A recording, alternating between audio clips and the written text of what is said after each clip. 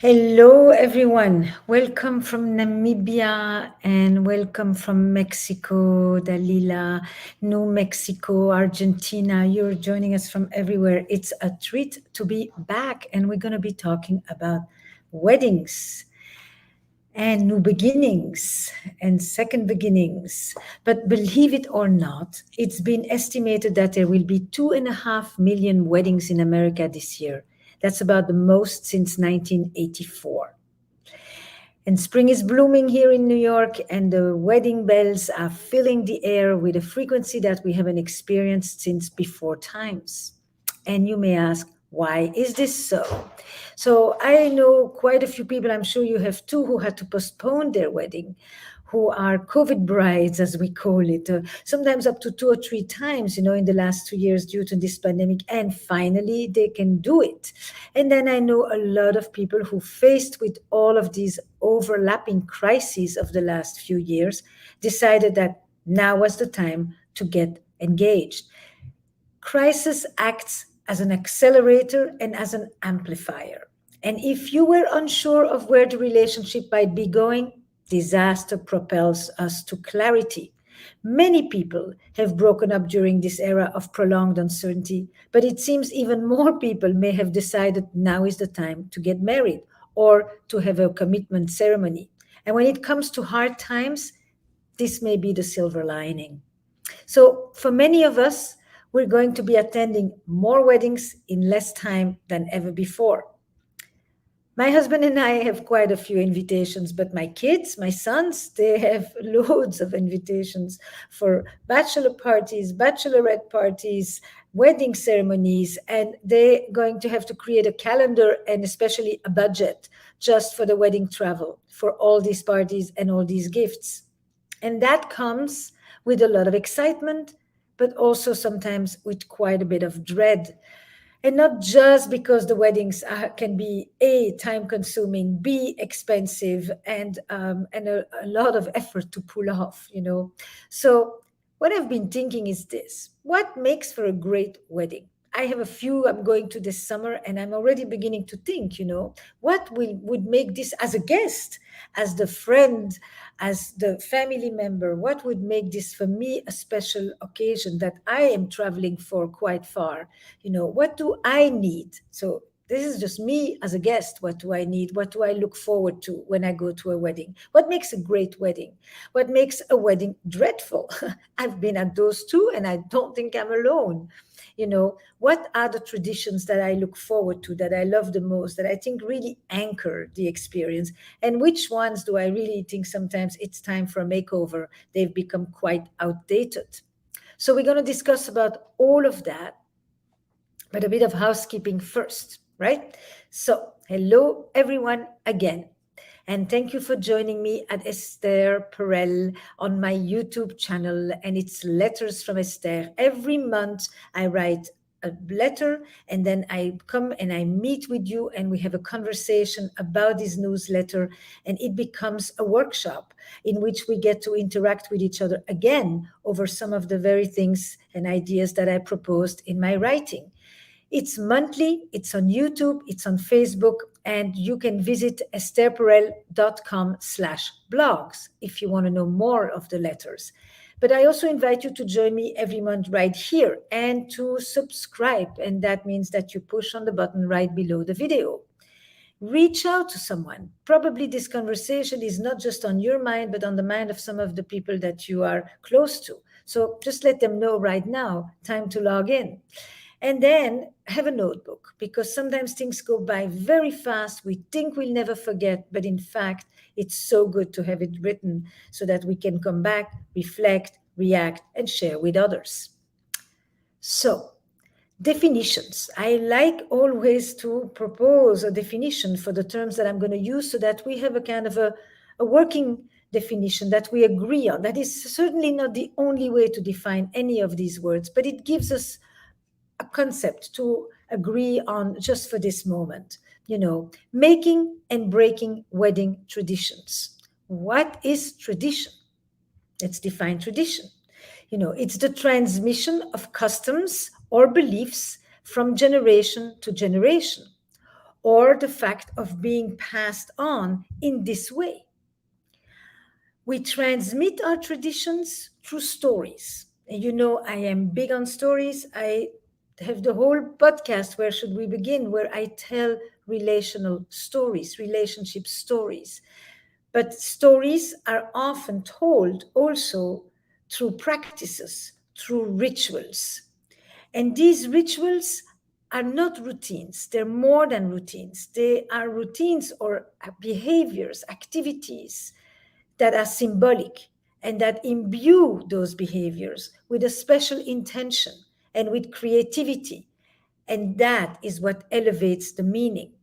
A candle is a candle, but if it becomes the candle for the long term of your relationship, the candle takes on an extra meaning. And if it also includes the loss of the father who won't be there for this celebration, then the candle also brings in the presence of this lost parent. And if there is unrest in the world and you want that candle to also bring hope for those who don't have the opportunity this year to get married, then this candle adds yet another layer of meaning, which is to bring peace and hope to this world. So that was what turns the candle into an object of ritual, into a ritualized practice. And rituals allow us to mark important moments in our lives, and not just marriages, but also childbirth, graduation, promotions, anniversaries, retirement, moving. Traditions are a kind of a code, and that code informs how we perform these rituals. So, rituals and tradition are very, very close. And in our often secularized lives at this moment, especially in the West, these rituals and these traditions take on yet another extra meaning. These codes can come from many places. We got them from our families, from our religions, our cultures, our upbringing. Even a corporate culture will dictate the appropriate rituals for a colleague's birthday. Cupcakes in the conference room at the end of the day, or after work drinks. Our codes come from our families, and our cultures have historically dealt with the challenges.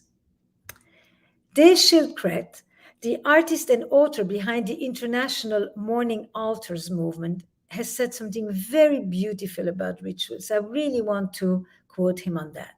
Rituals are the rhythms and traditions that give us a sense of stability in the face of uncertainty.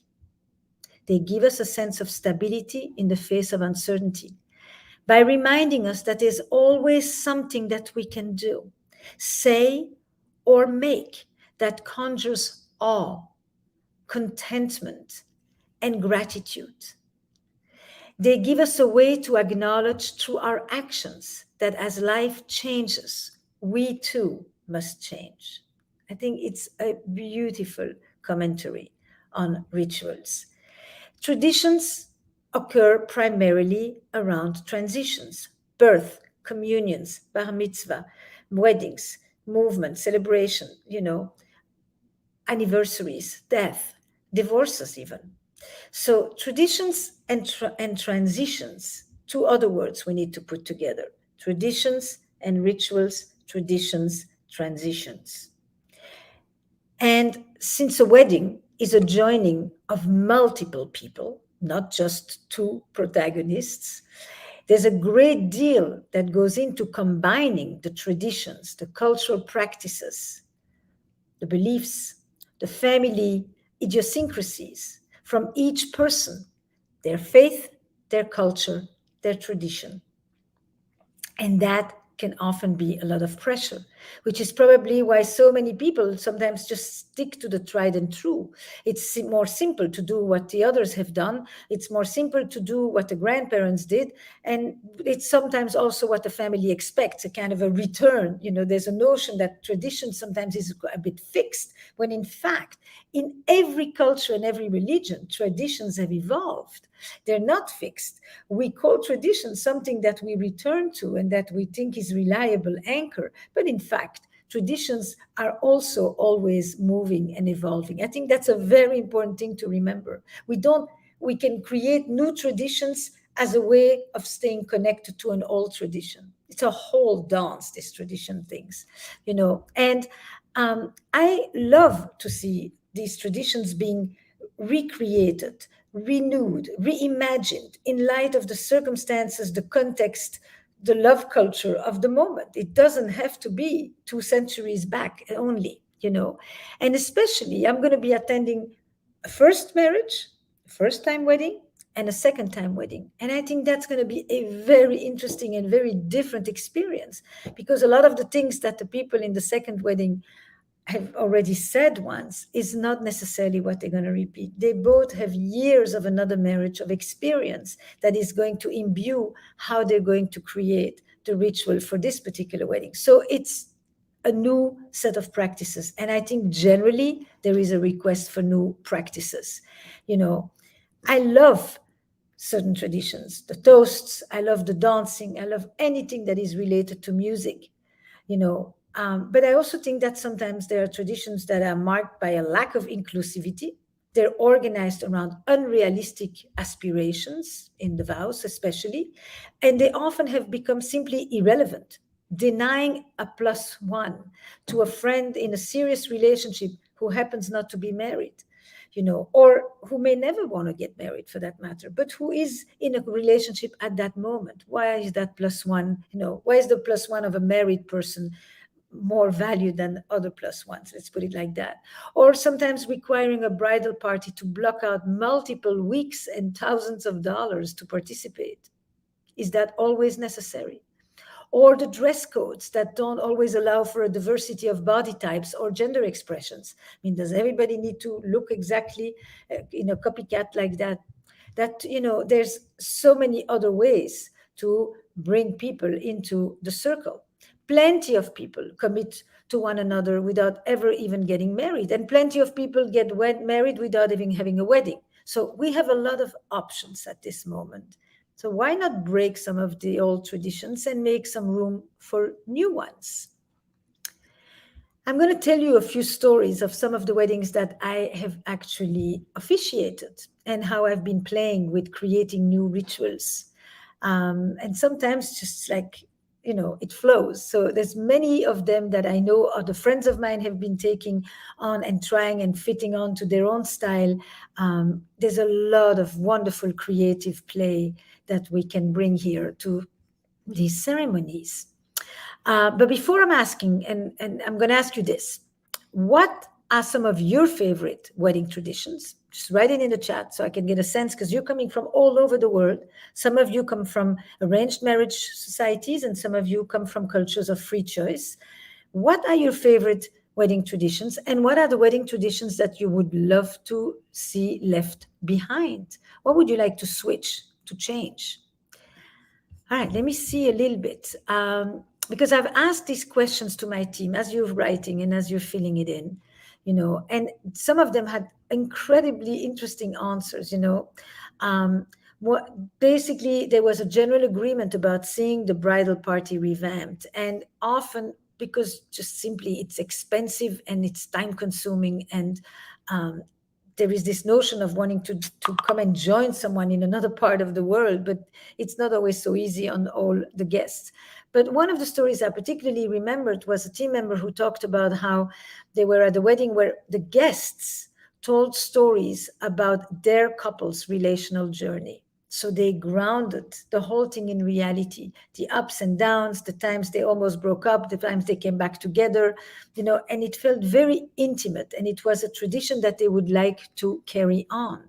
One person said that they don't like the wedding speeches, but another person said that they wait for the wedding speeches. So for every one of these items, there's going to be the pro and con here, Let me see. I love the photos, the music, the cultural tradition, Carolyn Lee.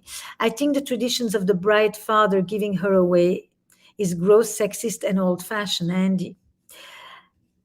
Emily, I think it's time to let go of the tradition of the giving away of the bride, right? There's a bunch of giving away here. Family witnessing the ceremony. We're having a private civil ceremony and only sharing vows with each other. Interesting because typically we have an idea that what makes the vows so particularly powerful is in fact the fact that they are witnesses and that they are hearing your private declarations made in public. So different taste here as well. Lila, I like that my country, the father take out the bride from their home under his arm. So you see, same thing. I don't love the wedding speeches, feels forced. Eva, give up asking the father for his daughter's hand. Why not ask the mother who often does far more of the childbearing? The bouquet of throwing is weird.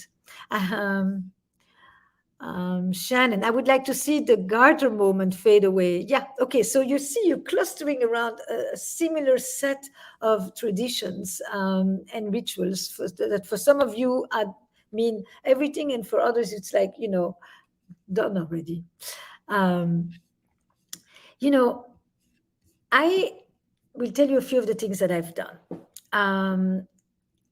And I'm going to be officiating a couple more. So this repertoire is going to keep on growing. I like to talk with the couple first, together and apart, and get a real sense of what is their history, what drew them to each other, why this person out of all other people. They've had plenty of choice sometimes. This is in my circles, most of the time people choose each other.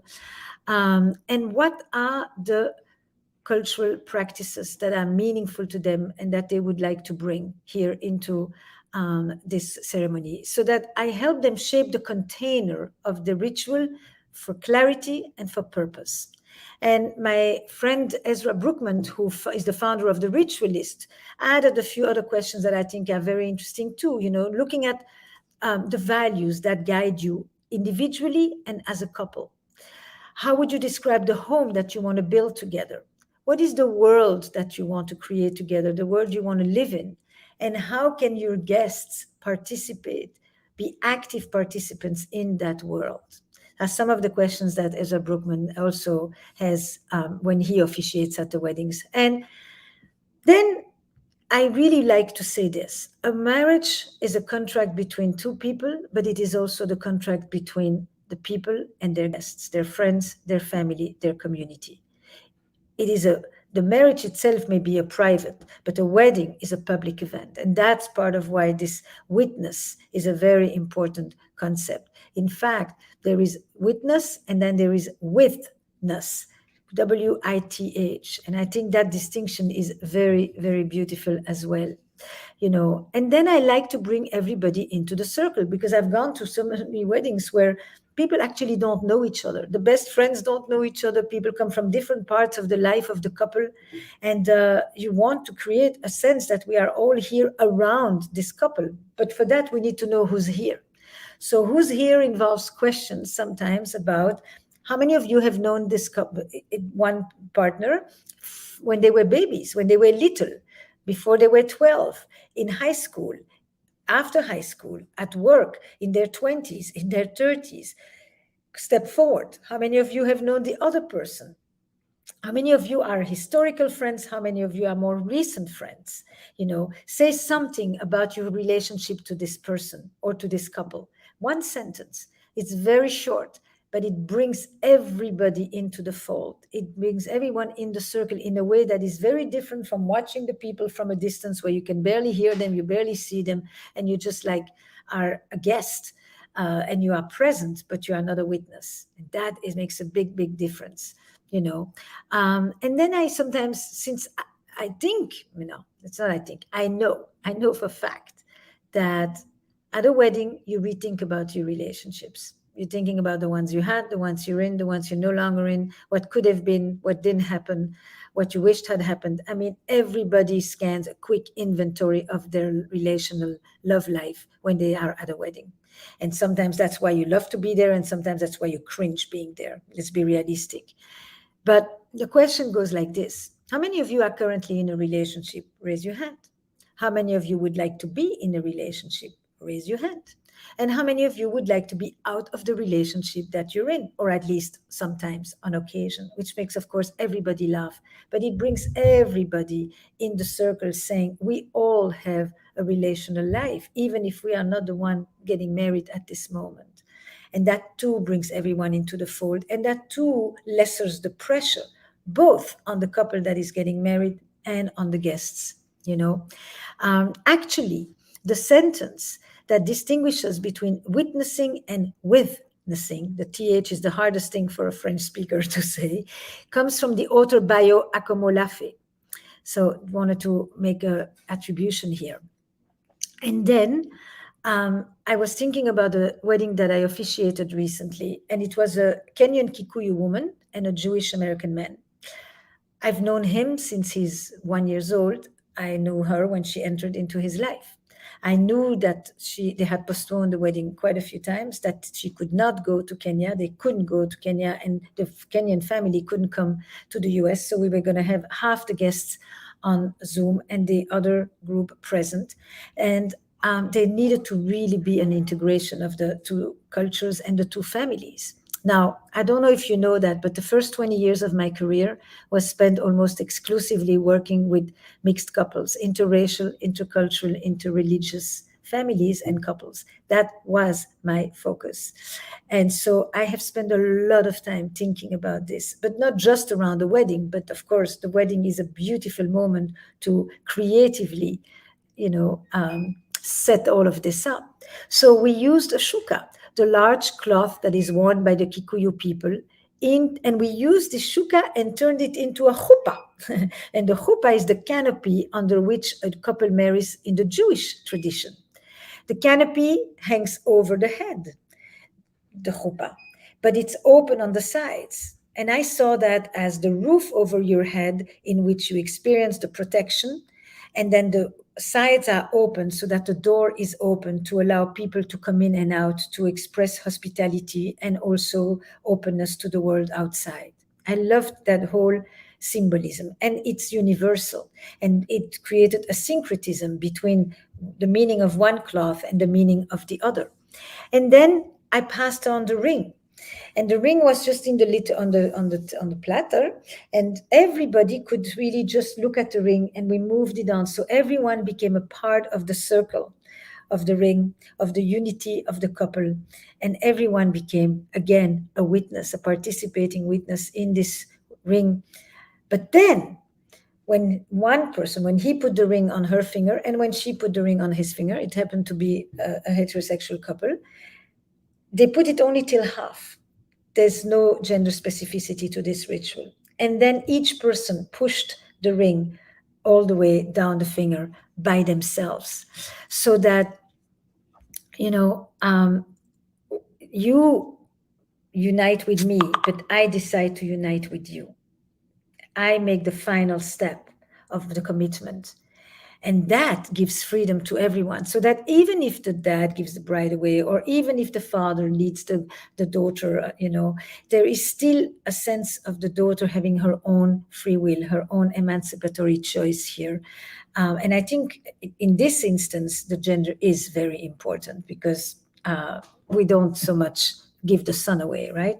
So, then I also thought about another tradition that I borrow from Judaism, and it looked at three mystical intertwinings that are happening at this very moment in the ceremony.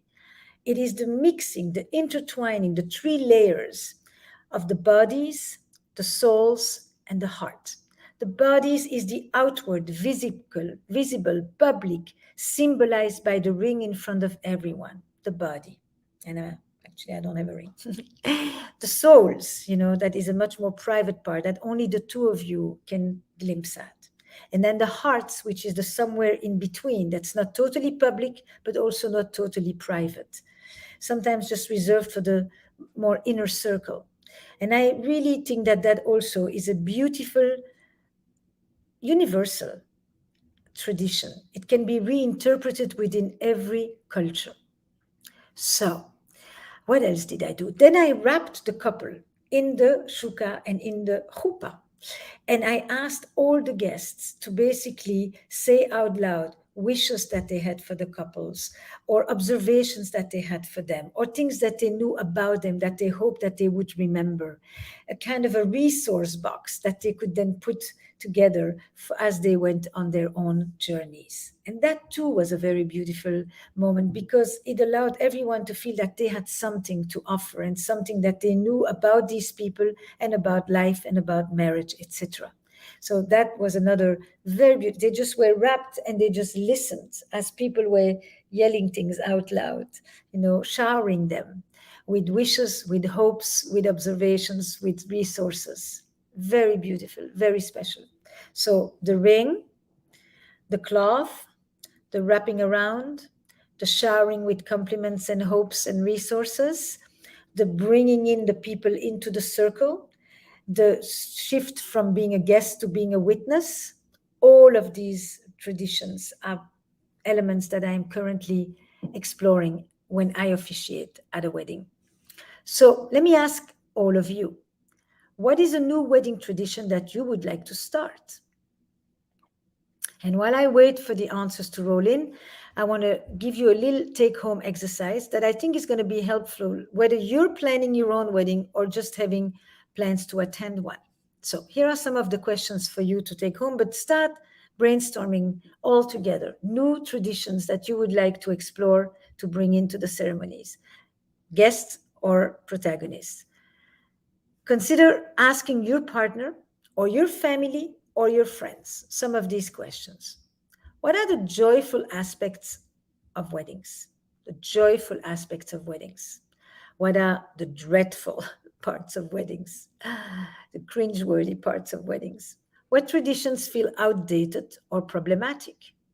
And you can have that conversation with your friends too, or with your sister or brother or siblings. Do you experience weddings differently alone versus when you are with a plus one? Whatever the status of the plus one. What comes to mind when you think of weddings that have inspired you? The weddings that have inspired you, what stood out for you? What was unique about them? What made them different? And if you've had a wedding, is there anything that you wish that you could have done differently? My friend Priya Parker always talks about how much energy we put into, the plates and the flowers and the settings and the cutlery and the food but we rarely think about the experience. One thing is what you're going to serve, but what will be the experience of the people who will eat it? To bring that dimension of the intention, of the meaning, of the purpose, of the symbolism, of the experiential into the design and not just, the physical design is essential. So I agree with all of that. What are some of the traditions, new traditions you would like to put in? Let me get a quick sense of what you're telling me. Have a celebration of love in general and the ways that it has shown up in each person in the partnership's life. Friends love, sibling love. Yes, Caroline. And Nina, similar to what you've described with the showering of the compliments. What about a bank of advice from family? Yes, that's very much in the same vein. Yes, totally. Anton, vows that the couple express to each other that echo their personal history and desire rather than a pre-formulated. Yes, I've written about vows. I'm going to write another blog very soon about vows, actually my next one. I have a lot to say about vows. I think I'm right in the same line here. Shira, I'm a clergy person who is going into a master's counseling, and it's exciting to hear that you feel comfortable doing weddings as a therapist, since I was wondering about that dynamic. I do not officiate at the weddings of my patients. Let's be very clear. I've never gone to a wedding of a patient, but I will officiate at weddings of people for whom it means something to me and to them that I would be the person officiating, sometimes with my husband and sometimes alone, or with other people that are important to them. TL, I got divorced. I will never say until death do us apart again. Yes. I mean, we all understand that until death do us apart has actually often changed with till love dies, right? Barbara, to thank you, parents, and anybody who made it possible for our union. Yes. Enoch, I would like to give my Dutch girlfriend family a cow, even though they don't want it, and I don't believe in dowry. Yes, the symbolism of the herd, the donkey, the cow, the camel, the goat. Paria, playing music that is our taste, has roots in our history and giving. Yes, music, of course. Playing music, yes, as well. And giving a toast to each other. Rachel G, we include at our wedding Friends having them write something to share. Yes, having other people. Absolutely, absolutely beautiful. BK, as a lawyer, I feel many problems in divorce arise from minimum expectations not being clarified before marriage. Yes, yes. I mean, look, we talked about the wedding. We didn't talk about the marriage. We didn't talk about what people actually talk about, negotiate, have conversations about in advance so they understand. Remember that I said, what is the relationship you want to be in? What is the world you want to create together? And how are the people that are close to you going to help you create that world that you want to live in? That is part of the thinking around the marriage. I think it's often easy to think because the wedding kind of officializes the marriage. We want the conversation about the wedding to be more similar to the conversation about the marriage, and they are actually separate conversations, both equally important. Jody, I've also married a couple privately the night before a ceremony we create for them to share with family and friends. Yes, yes, meaning that there's not just one. um, okay, no, compliments I would love to, I read, but I keep them private. I don't read them now. Tom, the kiddush in the Jewish ceremony is very popular with couples that I have officiated. There are many ways of doing a unity cup in ceremonies. Yes, yes. Tom, feel free to just write a little bit more so people can learn from it and incorporate it and translate it into their own traditions.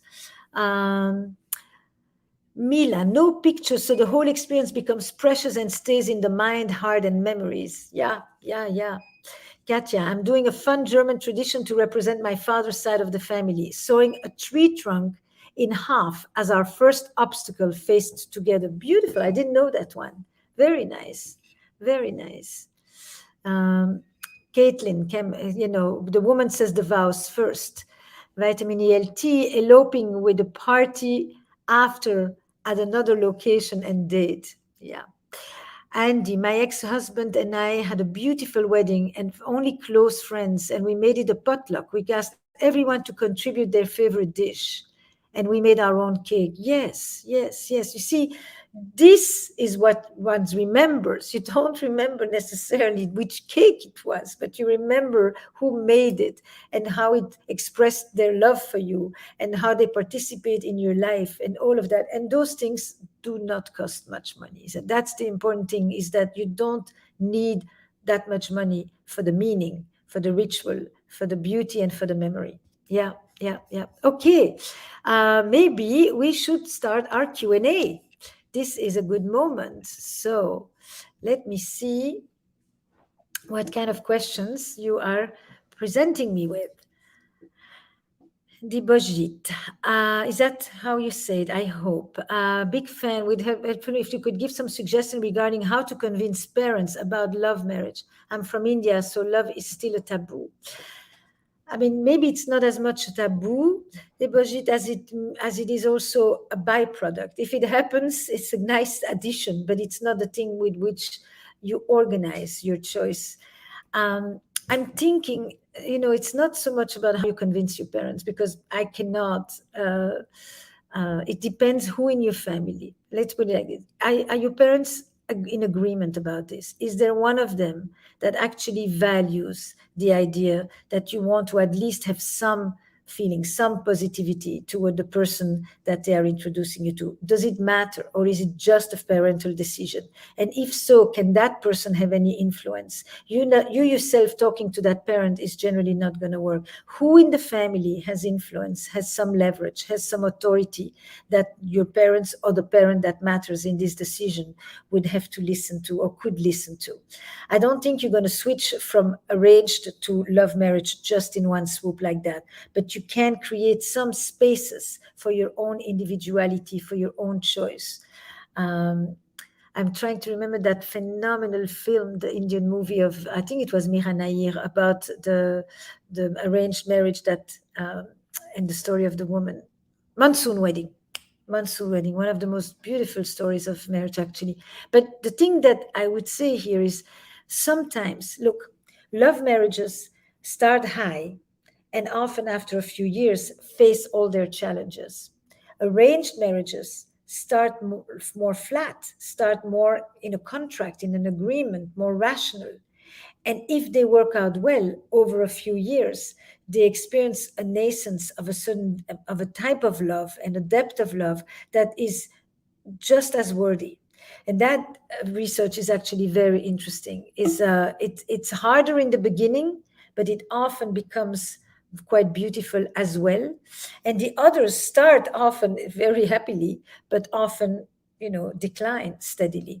So let's not idealize one or the other. It's a very different conception of the role of marriage in the culture and in the family. And I thank you for your question. It's really beautiful. Lauren, do you have advice for us? My fiance's mother and father had a very contentious divorce, and his father cannot stand his mother. How can we bring positive vibes to cancel out this negativity? No, this is a fantastic question because it's so pervasive, and so glad you brought this up. You're not going to make it's the father, right? The father can't stand the mother. Look, what you're going to say is this: we respect and we understand your thoughts and feelings about your ex-wife, who still happens to be my mother. But this is an event for which I'm going to ask you to do it for me. You divorced, and the divorce was for you. A divorce is generally for the parent and sometimes for the child if there is real danger. But otherwise, it's a parental decision. It's not done for the kid, it's done for the adult. Okay? Would you be willing for this event to manage your negativity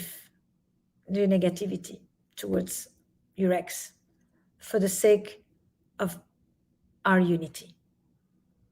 That's all we will ask you. We do not need you to change what you think of her. We need you to be able to manage what you think of her for this particular event so that we can be at the center and we don't have to think about how you guys are doing and not be able to concentrate on what is actually happening to us. We need you to be able to contain so that we can expand. That's what I would suggest. And if you want to answer something here, and then I'm going to go back to see if you're writing to me in the chat, or maybe Maddie, you can let me know if there is a response. Any advice on having obsessive, anxious thoughts about whether you are with the right person? Well, they don't have to be obsessive and anxious, First of all, what does that mean if you are with the right person? Do you have doubts? Do you spend your time convincing yourself it will work or it will get better or there is potential, but right now it's not really that? Do you find yourself talking yourself into it because of age, because of pressure, because of family, because whatever of circumstances, because of economic matters, because of immigration status, whatever the reasons for which one may say, okay, I'm going through with this, and what is the nature, not the fact that you are obsessing. What are the thoughts about? What are your reservations? What are your fears? Are your fears about this person, or are your fears about the fact that your parents had a relationship that makes you question whether you are a good judge of your choice, etc.? So you may think that it's about the other person, but in fact, the fear is internal and it comes from your own history, not necessarily about the person themselves. Or is it because of how this person is relating to you? One thing I will say, I have seen so many people in my practice who basically canceled the week before, the night before, that kind of thing. They felt it, they knew it, but they went ahead, until the moment where they couldn't tolerate the reality of it. And then they just, created big drama and ran off, canceled the whole thing, which of course is a total shock to the other person sometimes, who had absolutely no idea that you were obsessing and anxiously fretting over if it is the right person. But I have rarely seen a person who called it off that regretted it. That's the other interesting thing. And sometimes I have in my office said to people, postpone. If this is so fraught at this moment, if there is so much doubt, then don't do it at this moment. Don't let the pressure take you. Do it when it feels right, because you will continuously have the story. I did it because of the pressure. I did it because of the sunken cost. I did it because I was already in it. How do I change my mind? So it's okay to postpone. And then when people come back, they often, if they come back with a different level of certainty. So this is a very short answer to a very rich question, Anaita. So I'm just giving you the beginnings, Carolyn, what would you say to someone who has PTSD after their first marriage and wants to have a second marriage but not call it a marriage? What are the ways around having something new the second time around? Call it whatever you want. Call it a new relationship. Call it my take two. Call it my different commitment, my alternative relationship. Give it the name that makes you hopeful. What do you care? And if people call it a marriage, they call it a marriage. It's my partner, doesn't have to be my husband. It's my husband legally, but I call him my partner. I have a friend who calls her husband for the last 27 years my boyfriend. It's fantastic. She has a completely different energy every time she calls him my boyfriend. But of course we all know they're married, but that's not how they experience it. So there is the legality, there is the contract, and then there is the experiential, and then there is what gives you meaning and what gives you joy. Now, that's different from I had a very bad experience. I don't know the nature of your first marriage at all. So, and I want to, here is so I'm going to just go directly to this. This may be more complicated, but imagine a ritual, a cleansing ritual. That may involve sage, that may involve whatever things that are cleansing for you on the top of a mountain, in the water, with the fire. Use the elements in which you let go of some of the things that plague you from your first marriage. It is a part of your history. It doesn't have to become the determining feature of your history. It doesn't have to become the determining feature of your second marriage either. Your second marriage may be based more on the lessons you learned than who you are today, than only on what happened. One of you wrote here before, the marriage is also about the lessons learned. That's true. So I believe in the power of a ritual for that, that you can do alone, with a few friends, or with your new partner, So that's just, these are such great questions. I hate to have to be so short on them. Lauren, thank you so much. His father only wants to come to the ceremony and avoid the reception, which may be the best compromise we can ask for. Okay. Yes, you can also say, Dad, we'll make sure that you stay far apart. If it is important for you that he be there, then you ask him again. You just simply say, the most important thing is that you not ask him to change his mind. You just ask him to contain his reactions. That's all you're asking him, in order for you not to have to be busy thinking about him and how is he doing, and constantly looking over your shoulder to make sure there's no drama. And you tell him that would be really important to you, and it would mean a lot. And if he thinks he can do it, you would love that. If he doesn't think he can do that, you'll respect that he doesn't think he can contain himself, and that this is his way of protecting your wedding. That is not just his way of being selfish and uncaring, but that may be his way of protecting your ceremony, your reception. Okay. My partner is more private than I am, Laurent Saint-Pierre. It's their nature, and also related to confidence and safety, being seen as a queer couple. How can I support my partner while being, being witnessed the way I need to be? That is a very beautiful question of differentiation, right? We have different needs. I feel different, and therefore, or I'm going to interpret this. You tell me if I'm totally off, Lauren. But if my difference makes me want an acknowledgement and a recognition of it, and it would mean so much. And for my partner, that difference means that I actually want to preserve the privacy around me, and I don't want that kind of acknowledgement necessarily, or I don't believe I deserve it, or I don't know what I would do with it, or a whole range of the why not that you didn't specify. Pick a couple of things that you say, these things are very important to me. And then a few things that the other person said, these things are very important to them. And my suggestion is that you don't try to match and compromise. My suggestion is that you do a few things for the other just for one reason only, because of them. I do this because it's important to you. It doesn't have to be important to you. yourself. It doesn't have to be what you care about, what you think is important. The only reason you're doing it is because they need that. So have each of you state 2 or 3 of these needs, practices, traditions for that day, and or for the ceremony as a whole, and then do it because it honors each other. Not because of what you need from the outside world, but what you need from each other. That will be a way for you to not polarize. I like this, you like that. How do we do this together? The two things are completely opposed. I want a ceremony, you don't want a ceremony. I want a ceremony that expresses this and this and this. And you want to express this and this and this as well, but you want it differently. So how do we create the container for the things that are important to both of us? Okay. Oh God, they're coming in from every side here. So we're going to have to end, people. You're going to hopefully subscribe, click on every button, go to the blog, estherperel.com. That's the vault where you find everything, where you find the game, Where Should We Begin, that has incredible questions for you to be able to play with your guests or with each other as you're preparing for this very important event and everything that follows. I thank you for attending this month's workshop, and I'll see you soon. Bye-bye.